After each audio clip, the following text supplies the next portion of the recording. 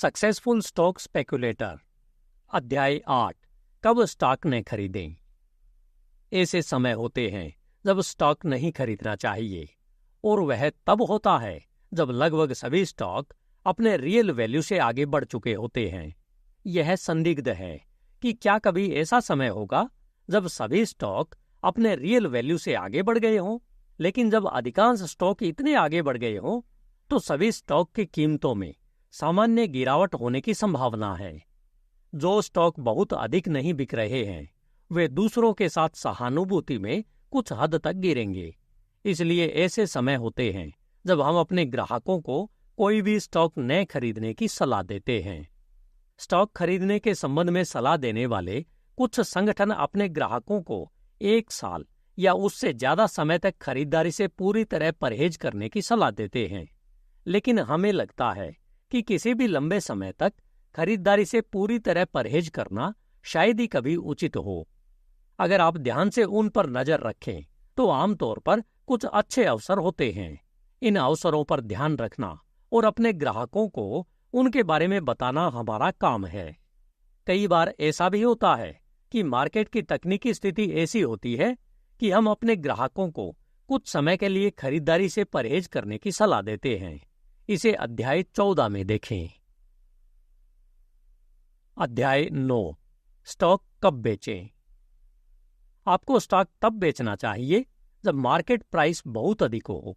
यह एक सामान्य नियम है, लेकिन आपके लिए स्टॉक की कीमतों को प्रभावित करने वाले सभी प्रभावों का अध्ययन करना आवश्यक है, ताकि आप अधिक सटीक रूप से यह तय कर सकें कि आपको अपने स्टॉक कब बेचने चाहिए। हम आपको भविष्य के अध्यायों में मार्केट्स का आंकलन करने के बारे में और अधिक जानकारी देंगे। एक और सामान्य नियम यह है कि जब लगभग हर कोई स्टॉक खरीद रहा हो तब स्टॉक बेच दें। यह एक सर्वविदित तथ्य है कि अधिकांश लोग स्टॉक को टॉप के पास खरीदते हैं और निचले स्तर पर बेचते हैं। स्वाभाविक रूप से जब हर कोई आशावादी होता है तो स्टॉक ऊंचे स्तर पर बिकेंगे, लेकिन जल्द ही या बाद में वे फिर से नीचे आ जाएंगे। और जब सब कुछ बहुत आशाजनक लगता है तो बेचने का यह सबसे अच्छा समय होता है। लंबे समय तक होल्ड करके जो प्रॉफिट आप कमा सकते थे उसमें से थोड़ा खोना सुरक्षित पक्ष पर न रहने से बेहतर है। जो व्यक्ति टॉप पर बेचने की कोशिश करता है वह लगभग हमेशा हार जाता है, क्योंकि स्टॉक शायद ही कभी उतने ऊंचे स्तर पर बिकते हैं जितना कि उनके बारे में भविष्यवाणी की जाती है, या दूसरे शब्दों में उच्च कीमतों की भविष्यवाणी कीमतों की तुलना में अधिक तेजी से आगे बढ़ती है। हमें 1916 में पढ़ा हुआ याद है जब यूएस स्टील ने लगभग $136 प्रति स्टॉक बेचा था। एक भविष्यवाणी थी कि यह $1000 प्रति स्टॉक तक बिकने जा रहा है। संभवतः ऐसे समाचार पढ़ने वाले बहुत से लोग उन्हें गंभीरता से लेते हैं। बेशक यह एक बहुत ही अतिशयोक्तिपूर्ण भविष्यवाणी थी, लेकिन एक तेजी वाले मार्केट की चरम गतिविधि के दौरान ऐसा लगता है कि लगभग हर कोई आशावाद के अतिशयोक्तिपूर्ण शब्दों में बात कर रहा है। यही कारण है कि अधिकांश ट्रेडर शायद ही कभी तेजी वाले मार्केट में अपना प्रॉफिट कमाते हैं। वे तब तक इंतजार करते हैं जब तक कि स्टॉक की कीमतें नीचे नहीं आ जाती हैं, और फिर उन्हें लगता है कि तेजी आएगी, और तब तक इंतजार करते रहते हैं जब तक कि वे अपना सारा प्रॉफिट नहीं खो देते हैं। दूसरी ओर कुछ लोग बहुत जल्दी बेचने की गलती करते हैं, सिर्फ इसलिए कि आपकी खरीद से बहुत ज्यादा मुनाफा दिख रहा है। इसका मतलब यह नहीं है कि आपको बेचना चाहिए। जब आपने इसे खरीदा था तब स्टॉक बहुत सस्ता रहा होगा। 1920 में पीपल्स गैस $30 से कम में बिका। जिन लोगों ने इसे तब खरीदा था वे 1921 के अंत तक अपने पैसे को दोगुना करने में सक्षम थे, और कई लोगों ने इसे बेचकर अपना मुनाफा कमाया। बेशक अगर उन्होंने इनकम को दूसरे स्टॉक में निवेश किया होता जो अभी ऊपर की ओर बढ़ रहे थे तो उन्हें कुछ भी नुकसान नहीं होता, लेकिन उस समय पीपल्स गैस को बेचने का कोई खास कारण नहीं था। आमतौर पर सार्वजनिक उपयोगिताएं अपनी स्थिति में आ रही थी, और उनमें से लगभग सभी को अर्थशास्त्र के छात्रों द्वारा मुनाफे के असामान्य अवसरों के रूप में देखा जाता था। फिर भी किसी स्टॉक को बेचकर धन प्राप्त करना हमेशा गलत नहीं होता है। ताकि उन्हें किसी अन्य चीज में निवेश किया जा सके जो अधिक आशाजनक लगती है, भले ही आपके द्वारा बेचा गया स्टॉक बहुत अधिक ऊपर जाने की संभावना हो। यह बहुत महत्वपूर्ण है कि आप अपने स्टॉक को सही समय पर बेचने की कोशिश करें। यह ध्यान में रखने वाली मुख्य बात है, और बहुत देर से बेचने की तुलना में बहुत जल्दी बेचना बेहतर है।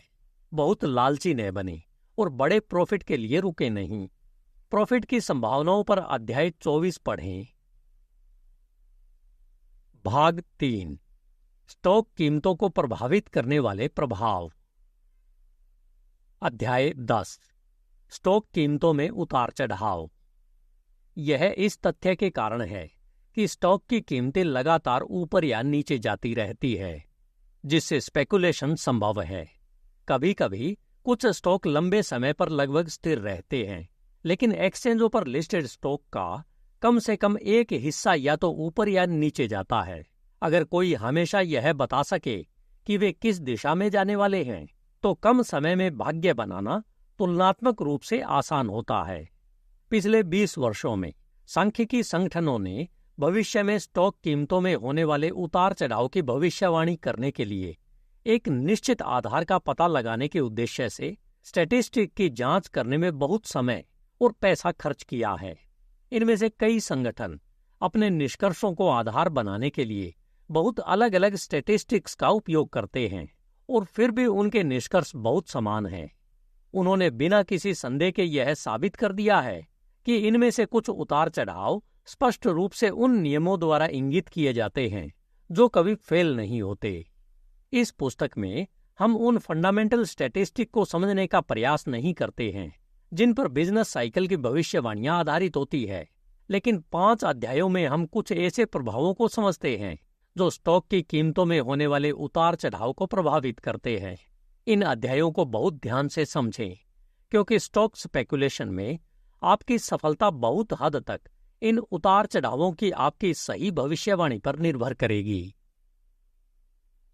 अध्याय 11, कीमतों में बड़ा उतार चढ़ाव। स्टॉक की कीमतें साइकिल्स में ऊपर नीचे होती रहती है। ये कीमतों में होने वाले प्रमुख उतार चढ़ाव है, लेकिन प्रमुख उतार चढ़ाव के भीतर कई छोटे उतार चढ़ाव हो सकते हैं। स्टॉक की कीमतों में होने वाले ये उतार चढ़ाव लगभग हमेशा बिजनेस कंडीशन में बदलाव से पहले होते हैं। यानी स्टॉक की कीमतों में होने वाला उतार चढ़ाव इस बात का संकेत है कि बिजनेस कंडीशन बेहतर होने जा रही है, और स्टॉक की कीमतों में होने वाला उतार चढ़ाव इस बात का संकेत है कि बिजनेस कंडीशन और खराब होने जा रही है। वर्तमान लेखन के समय हम सुधार के दौर में हैं। अगस्त 1921 में स्टॉक की कीमतें बढ़ना शुरू हुई। ऊपर की ओर गति धीमी लेकिन क्रमिक रही है। 7 महीनों की अवधि में 40 रिप्रेजेंटेटिव स्टॉक लगभग 20 अंक की ऊपर की ओर गति दिखाते हैं। हालांकि बिजनेस में बहुत अधिक सुधार नहीं हुआ है, स्टॉक की कीमतों में लगातार ऊपर की ओर गति एक निश्चित संकेत है कि बिजनेस कंडीशन में सुधार हो रहा है, भले ही वह सुधार ध्यान देने योग्य न हो। ये प्रमुख स्टॉक मूवमेंट किसी भी पिछले मूवमेंट की सटीक नकल नहीं है, और यह बताना असंभव है कि वे कितने समय तक चलेंगे या वे किस दिशा में आगे बढ़ेंगे। कुछ प्रभाव बहुत जल्दी सुधार के दौर को समृद्धि के दौर में बदल सकते हैं। समृद्धि का दौर उच्च कीमतों, उच्च मजदूरी और सभी क्षेत्रों में बढ़ते उत्पादन के लिए जाना जाता है। हर कोई आशावादी है। अधिकांश लोग अपना पैसा स्वतंत्र रूप से खर्च करते हैं, और इससे समय बेहतर होता है। जैसे जैसे कीमतें बढ़ती है और बिजनेस बढ़ता है, बिजनेस में अधिक धन की आवश्यकता होती है और ब्याज दरें बढ़ती है। परिणाम स्वरूप जब ब्याज दरें बढ़ती है तो बॉन्ड की कीमतें कम हो जाती है।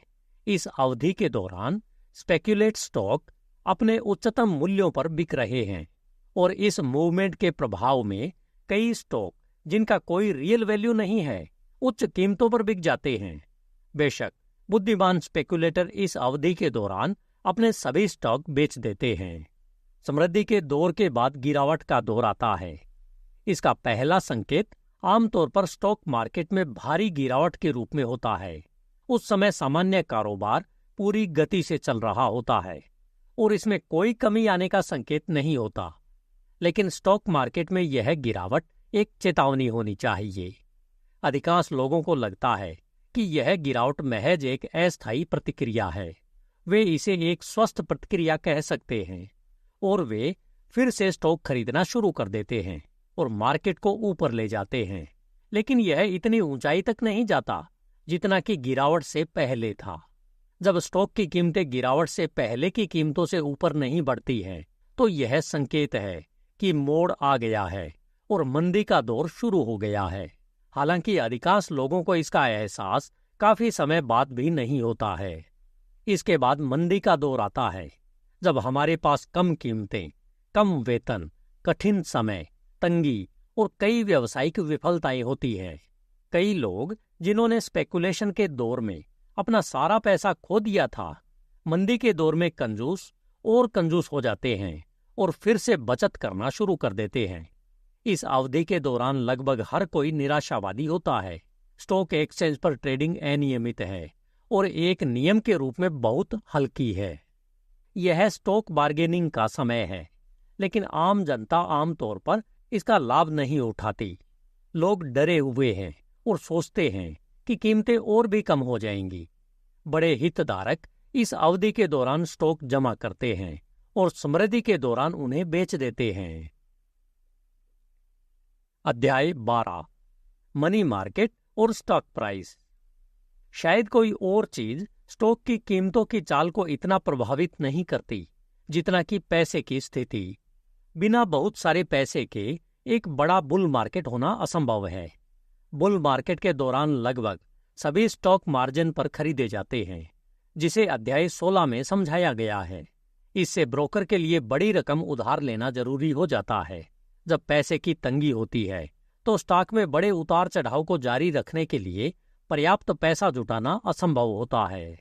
इसलिए आप देखेंगे कि फेडरल रिजर्व बैंक के पास कुछ हद तक स्टॉक मार्केट को रेगुलेट करने की शक्ति है। 1919 में स्पेकुलेशन को जितना आगे बढ़ाया जाना चाहिए था, उससे कहीं अधिक आगे बढ़ाया गया था। लेकिन निसंदेह यह बहुत बुरा होता अगर फेडरल रिजर्व बैंक ने ब्याज दरें नहीं बढ़ाई होती और सदस्य बैंकों से वॉल स्ट्रीट से पैसा निकालने का आग्रह नहीं किया होता। हालांकि उस समय कार्रवाई की काफी आलोचना हुई थी, लेकिन यह निश्चित रूप से पूरे देश के लिए एक अच्छी बात थी। मंदी के दौर में बैंक पैसा जमा करते हैं और बुल मार्केट की शुरुआत में हमेशा बहुत सारा पैसा होता है। समृद्धि के दौर में बैंकों के भंडार कम हो जाते हैं और उनके ऋण बढ़ जाते हैं। जब आप देखते हैं कि ये भंडार बहुत कम हो गया है, तो आमतौर पर आपके लिए अपने स्टॉक बेचने का समय आ गया है। अध्याय 13, कीमतों में मामूली उतार चढ़ाव। स्टॉक की कीमतों में होने वाले बड़े उतार चढ़ाव के बीच हमेशा कई छोटे उतार चढ़ाव होते हैं, जो विभिन्न प्रभावों के कारण होते हैं। इनमें से एक बहुत महत्वपूर्ण कारण मार्केट की तकनीकी स्थिति है। दूसरा कारण मनोवैज्ञानिक कहा जा सकता है। जब स्टॉक तेजी के मार्केट में लगातार बढ़ रहे होते हैं, तो मार्केट से जुड़े लोग प्रतिक्रिया की उम्मीद करते हैं और उस पर नजर रखते हैं। समाचार पत्र इसकी भविष्यवाणी करते हैं। नतीजन खरीद में पर्याप्त कमी आ जाती है, जिससे मंदी के दौर में बिकवाली का दबाव बढ़ जाता है। हालांकि प्रतिक्रियाओं के दौरान खरीदने की इच्छा इतनी आम होती है कि कई लोग खरीदने के लिए दौड़ पड़ते हैं और यह खरीद शॉर्ट्स द्वारा कवरिंग के अलावा मार्केट को फिर से ऊपर ले जाती है। और अगर परिस्थितियां तेजी से मार्केट के लिए अनुकूल है, तो कीमतें पहले की तुलना में बहुत अधिक बढ़ जाएंगी। इस तरह मंदी के मार्केट में भी तेजी देखने को मिलती है। बेशक पेशेवर मंदी के कारोबारी इन तेजी के दौरान बेचते हैं, इस उम्मीद के साथ कि बाद में वे सस्ते दाम पर खरीद लेंगे। ये छोटे मोटे मूल्य परिवर्तन अधिकांश ट्रेडर्स के लिए प्रमुख मूवमेंट से कहीं अधिक मायने रखते हैं। प्रमुख मूवमेंट इतने धीमे होते हैं कि लोग धैर्य खो देते हैं, और फिर भी जो लोग केवल प्रमुख मूवमेंट्स द्वारा निर्देशित होते हैं, वे अधिक सुरक्षित आधार पर काम कर रहे होते हैं। हमारा मानना है कि मुख्य रूप से प्रमुख मूवमेंट्स द्वारा निर्देशित होकर मामूली मूवमेंट्स का मामूली तरीके से प्रॉफिट उठाकर न्यूनतम रिस्क के साथ अधिक मात्रा में धन कमाया जा सकता है। हालांकि स्टॉक एक समान रूप से नहीं चलते हैं और जब अक्सर कुछ विशेष स्टॉक को सस्ते में खरीदने का अवसर होता है, तब लगभग सभी स्टॉक बहुत अधिक बिक रहे होते हैं। हम अपने ग्राहकों के लिए इन अवसरों को चुनने का प्रयास करते हैं। विभिन्न कंपनियों द्वारा की गई इनकम की रिपोर्ट स्टॉक की कीमतों को प्रभावित करती है, जैसा कि एडिशनल डिविडेंड का भुगतान या डिविडेंड को छोड़ना भी करता है। जब कोई कंपनी एक्स्ट्रा डिविडेंड घोषित करती है, तो एक अजीब मनोवैज्ञानिक प्रभाव देखा जाता है। स्टॉक की कीमत आमतौर पर बढ़ जाती है, जबकि वास्तव में इस डिविडेंड की राशि से स्टॉक का इंट्रिंसिक वैल्यू कम हो जाता है और कभी-कभी डिविडेंड्स दर में वृद्धि के तुरंत बाद स्टॉक को बेचना उचित होता है। अध्याय 14 टेक्निकल कंडीशंस। टेक्निकल कंडीशंस उन स्थितियों को संदर्भित करती है जो आमतौर पर आपूर्ति और मांग को प्रभावित करती है, जैसे शॉर्ट इंटरेस्ट, फ्लोटिंग सप्लाई और स्टॉप लॉस ऑर्डर। कभी कभी कहा जाता है कि आपूर्ति और मांग बराबर होनी चाहिए, अन्यथा कोई बिक्री नहीं हो सकती, लेकिन ऐसा नहीं है। हमेशा कुछ लोग ऐसे होते हैं जो मार्केट से कुछ अधिक कीमत पर बेचने को तैयार होते हैं, लेकिन मार्केट में नहीं बेचते। और जब स्टॉक की मांग आपूर्ति से अधिक होती है, तो यह तब तक बढ़ता रहता है जब तक कि इनमें से कुछ लोग इसे उच्च कीमत पर आपूर्ति नहीं कर देते। यह उसी तरह काम करता है जब आपूर्ति मांग से अधिक होती है। हमेशा कुछ लोग होते हैं जो मार्केट से कुछ कम कीमत पर खरीद लेंगे। इसलिए जब आपूर्ति मांग से अधिक होती है, तो कीमतें कम होनी ही चाहिए। किसी स्टॉक का इंट्रिंसिक वैल्यू $100 प्रति स्टॉक हो सकता है, फिर भी वह $50 प्रति स्टॉक पर बिक सकता है, और वह कभी भी $50 से अधिक पर नहीं बिक सकता, जब तक कि उस मूल्य पर उपलब्ध सभी स्टॉक खरीद नहीं लिए जाते। हालांकि आपको यह ध्यान में रखना चाहिए, यदि रियल वैल्यू $100 प्रति स्टॉक है, तो जल्द या बाद में मार्केट प्राइस उस आंकड़े के करीब पहुंच जाएगा। यही कारण है कि हम अपने ग्राहकों से ऐसे स्टॉक खरीदने का आग्रह करते हैं जिनका रियल वैल्यू है या कम से कम संभावित मूल्य उनके मार्केट मूल्यों से कहीं अधिक है, और या तो उन्हें सीधे खरीदें या उन्हें बहुत अधिक मार्जिन दें, और फिर उन्हें तब तक रखें जब तक कि कीमतें बढ़ न जाएं। बेशक जब किसी को पता चलता है कि गलती हुई है, तो जितनी जल्दी वह बेच दे और नुकसान उठा ले, उतना ही बेहतर है। अध्याय 15 मैनिपुलेशंस। स्टॉक की कीमतें काफी हद तक मैनिपुलेशन से प्रभावित होती है। सालों पहले जब न्यूयॉर्क स्टॉक एक्सचेंज पर ट्रेडिंग की मात्रा आज की तुलना में कम थी, तो मैनिपुलेशन करके पूरे मार्केट को प्रभावित करना संभव था, लेकिन आज ऐसा करना बहुत मुश्किल होगा। केवल कुछ ही स्टॉक मैनिपुलेट किए जाते हैं, लेकिन अगर परिस्थितियां अनुकूल हो तो कई अन्य स्टॉक भी उनसे प्रभावित हो सकते हैं। मैनिपुलेशन के कई प्रकार हैं। एक तरीका यह है कि किसी कंपनी के अंदरूनी लोग अपनी कंपनी के बारे में प्रतिकूल समाचार दें, यदि वे चाहते हैं कि स्टॉक की कीमत कम हो जाए ताकि वे इसे खरीद सकें, या बहुत अनुकूल समाचार दें यदि वे चाहते हैं कि कीमतें बढ़ें ताकि वे इसे बेच सकें। यह तरीका अब उस हद तक प्रचलित नहीं है जितना कि सालों पहले था। जनता की राय इसके सख्त खिलाफ है, और हमारा मानना है कि बिजनेसमैन बिजनेस एथिक्स के हायर स्टैंडर्ड हासिल कर रहे हैं। इस तरह के तरीके कानूनी है, लेकिन वे नैतिक रूप से निंदनीय है। मैनिपुलेशन का एक और तरीका है किसी कंपनी के स्टॉक को खरीदने के लिए पूल बनाना और उसे जबरदस्ती ऊपर चढ़ाना। अगर किसी स्टॉक का मार्केट प्राइस उसके रियल वैल्यू से बहुत कम है, तो हमारा मानना है कि पूल द्वारा उसे जबरदस्ती ऊपर चढ़ाना उचित है। लेकिन साधारण पूल केवल जनता को लूटने की एक योजना है। ऐसे पूल के संचालन के लिए 4 अवधियां हैं। पहली अवधि संचय की है। किसी निश्चित कंपनी में स्टॉक के कई बड़े धारक अपने स्टॉक को पूल करेंगे। सभी पूल के अलावा कुछ भी नहीं बेचने पर सहमत होंगे, जिसमें सभी को आनुपातिक रूप से प्रॉफिट होगा। फिर वे कंपनी के बारे में बुरी खबर देते हैं, ऐसा करना बहुत आसान है, क्योंकि वित्तीय लेखक आमतौर पर बिना ज्यादा जांच के उन्हें दी गई खबर को स्वीकार कर लेते हैं। खासकर डेली न्यूज़पेपर के लेखक, क्योंकि उनके पास जांच करने का समय नहीं होता है। जानकारी मिलने के कुछ घंटों के भीतर ही उनकी कॉपी तैयार हो जानी चाहिए। वित्तीय समाचार आमतौर पर भ्रामक क्यों होते हैं, इसके बारे में पूरी जानकारी के लिए अध्याय 25 मार्केट इन्फॉर्मेशन देखें। स्टॉक की कीमतों में मैनिपुलेशन करने वाले वित्तीय समाचार ऑर्डर पर बनवाए जाते हैं। जब आम जनता इस समाचार को पढ़ती है और देखती है कि स्टॉक में गिरावट आ रही है, तो उनमें से कई लोग निराश हो जाते हैं और बेच देते हैं। यह वह समय है जब उन्हें बेचना नहीं चाहिए, लेकिन यह एक सर्वविदित तथ्य है कि अधिकांश लोग स्टॉक मार्केट में वही करते हैं जो उन्हें नहीं करना चाहिए। वे जितना अधिक बेचते हैं, कीमत उतनी ही कम होती जाती है और पूल ऑपरेटर स्टॉक जमा करते जाते हैं। अपनी पसंद का सारा स्टॉक हासिल करने के बाद वे अच्छी खबरें देते हैं और तब तक स्टॉक खरीदते रहते हैं जब तक कि यह ऊपर नहीं चढ़ना शुरू हो जाता।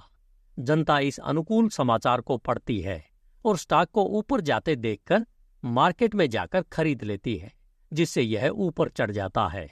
हर समय वित्तीय लेखक स्टॉक के बारे में अच्छी खबरें देते रहते हैं और जनता इसे खरीद लेती है।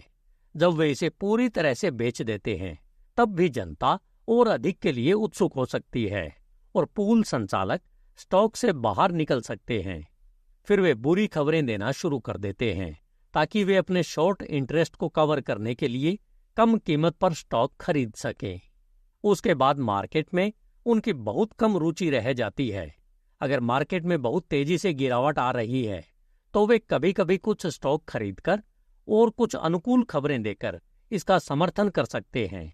इससे मार्केट में तेजी आएगी और वे तेजी से टॉप पर नए खरीदे गए स्टॉक बेच देंगे। इस तरह की मैनिपुलेशन लगभग हर समय चलती रहती है और इनके झांसे में आने वाले मूर्खों की संख्या की कोई सीमा नहीं लगती। लेकिन फिर भी जब आप महसूस करते हैं कि उन्हें दी जाने वाली मार्केट इन्फॉर्मेशन कितनी अविश्वसनीय है, तो आप जनता को दोष नहीं दे सकते। मार्केट का एक और प्रकार वन मैन मैनिपुलेशन है, जहां एक व्यक्ति कंपनियों को कंट्रोल करता है, जिन्हें वन मैन कंपनियों के रूप में जाना जाता है। आमतौर पर इन कंपनियों के निदेशक उसके मित्र या कर्मचारी होते हैं और कई मामलों में वह उनके इस्तीफे अपने पास रखता है ताकि उन्हें वह करना पड़े जो वह उनसे करवाना चाहता है। न्यूयॉर्क स्टॉक एक्सचेंज के सख्त नियमों के कारण वहां इस तरह के मैनिपुलेशन करना काफी मुश्किल है। लेकिन न्यूयॉर्क कर्व पर ऐसे कई मैनिपुलेशन हुए हैं जब कर्व एकदम लो लेवल पर काम कर रहा था और बहुत अधिक कंट्रोल में नहीं था, तो इस तरह के मैनिपुलेशन बहुत बार होते थे। उदाहरण के लिए मान लीजिए कि इस तरह के किसी व्यक्ति के पास खनन कंपनी है। जब वह चाहता है कि स्टॉक की कीमतें बढ़ें, तो वह शेयर धारकों को खदान में काम करने के बारे में बहुत सारी जानकारी भेजता है और शायद जब कोई नया समृद्ध अयस्क मिलता है तो उन्हें टेलीग्राम भेजता है। शेयर धारक अधिक स्टॉक खरीदने के लिए दौड़ पड़ते हैं और इससे कीमतें बढ़ जाती है। फिर वह उन पर इतना स्टॉक उतारता है कि वे उसे खरीद लें। 1 या 2 दिन में स्टॉक वापस गिरकर उस कीमत के आधे से भी कम हो सकता है जिस पर वह बिक रहा है।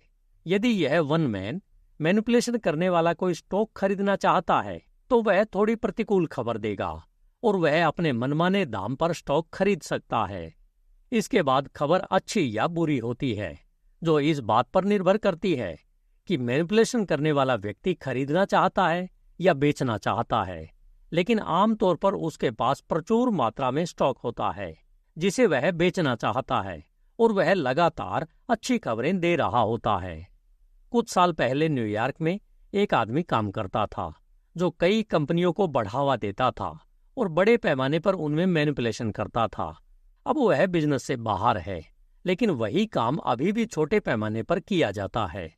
हमारा मानना है कि प्रमोशनल स्टॉक की तुलना में मैनिपुलेशन किए गए स्टॉक में जनता का ज्यादा पैसा डूबता है और हम उनमें होने वाले भारी नुकसान के बारे में काफी कुछ पढ़ते हैं।